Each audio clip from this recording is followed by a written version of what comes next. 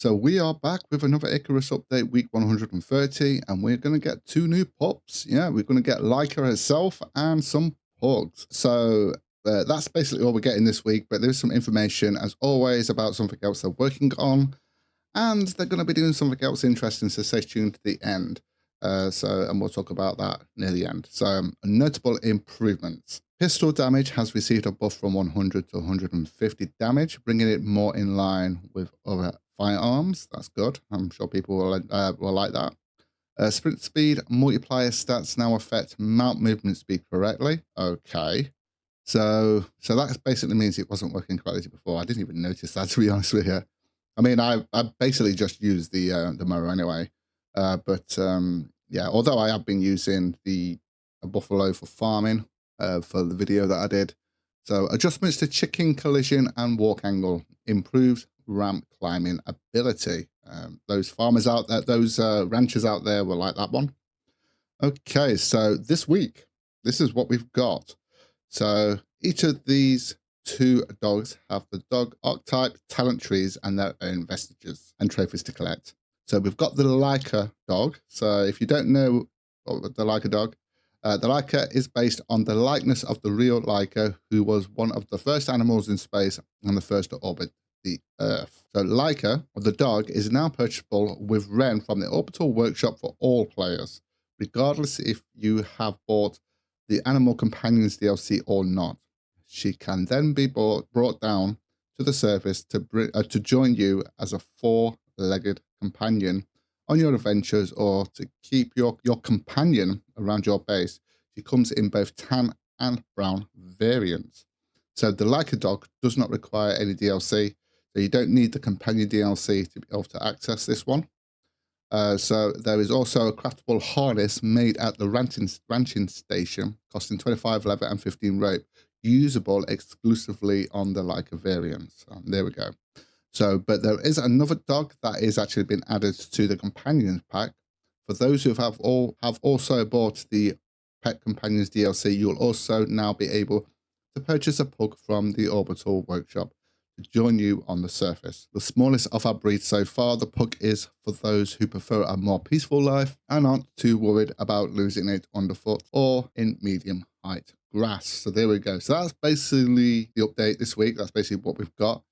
So now we can jump in to see what they're actually working on, which they actually already have touched on this in the past. So they are working on new operations. So we are currently working through the missions on Styx as part of part 2 of the project to transition the majority of missions over to operations. This is a time-consuming project, as the missions we're converting now require a lot more adjustment and testing than previous missions were, which were more straightforward. The aim of this is to provide more operations for people to enjoy in their open world and making it easier to play the way you wish to play than being restricted to certain game modes.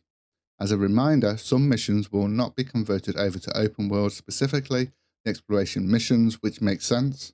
It definitely makes sense.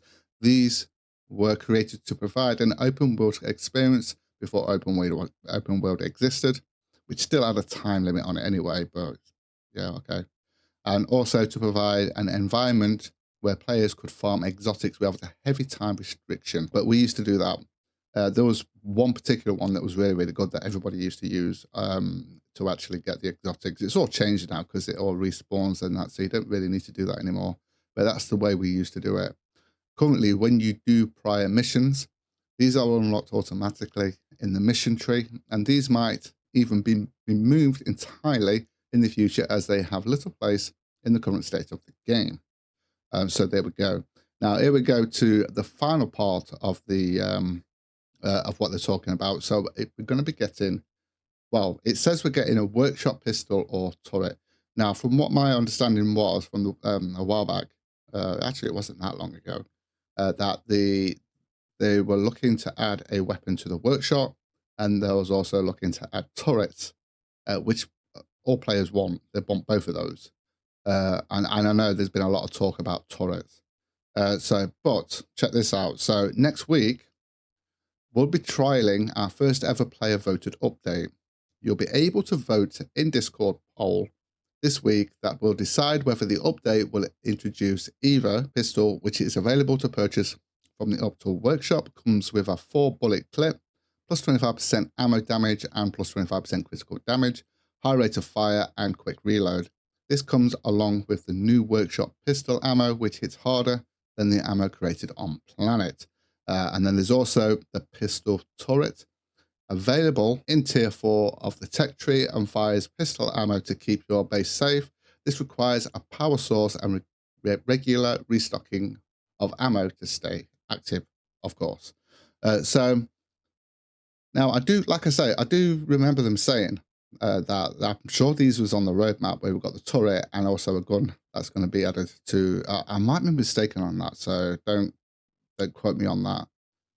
But I know what I would actually pick anyway, the turret, because guns we can get easily. It's not that hard to get a gun, whether it's a pistol, even a hunting rifle.